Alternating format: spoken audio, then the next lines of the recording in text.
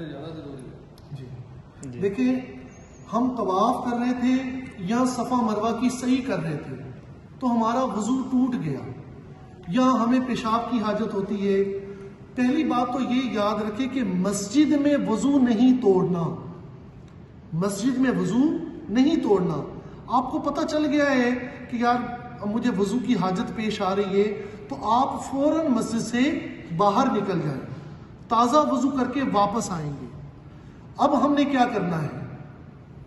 ہم نے ایک چکر لگایا تھا، دوسرا چکر تھا یا تیسرا چکر تھا، یعنی تھوڑے چکر لگا لیے تھے، زیادہ باقی تھے.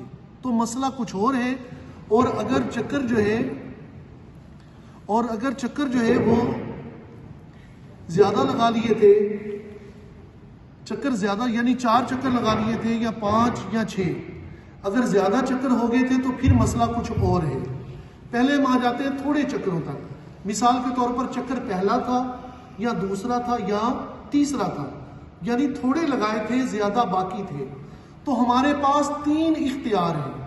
سب سے پہلا اختیار ہے کہ ہم جہاں سے، مثال کے طور پر یہ خانہ کعبہ شریف ہے، تو ہم یہاں سے چکر چھوڑ کے گئے تھے، جہاں سے چھوڑ کے گئے تھے واپس آ کر وہیں سے وہ چکر جوائن کر لیں اور طواف شروع کر دیں.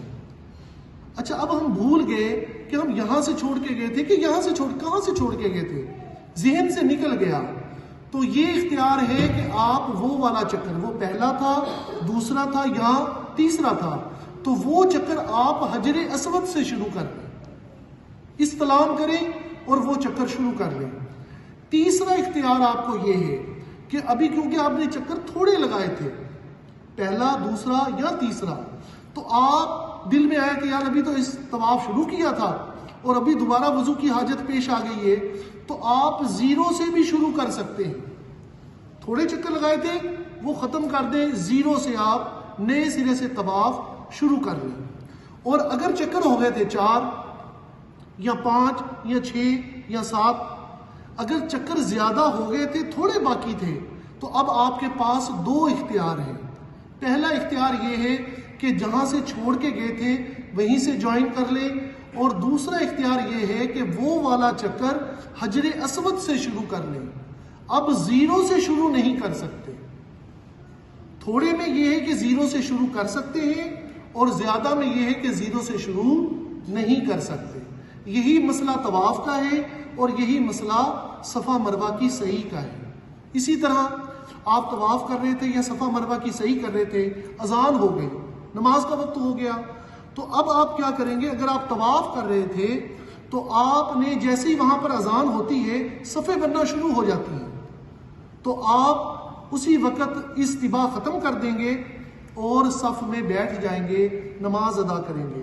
نماز ادا کرنے کے بعد جیسے ہی وہاں سلام پھیرا، وہ لوگ سنتیں نہیں پڑھتے، آپ فوراً اٹھیں گے، پھر استباح کریں گے اور وہیں سے چکر لگانا شروع کر دیں گے. یہی مسئلہ طواف میں ہے اور یہی مسئلہ صفا مروہ کی صحیح میں.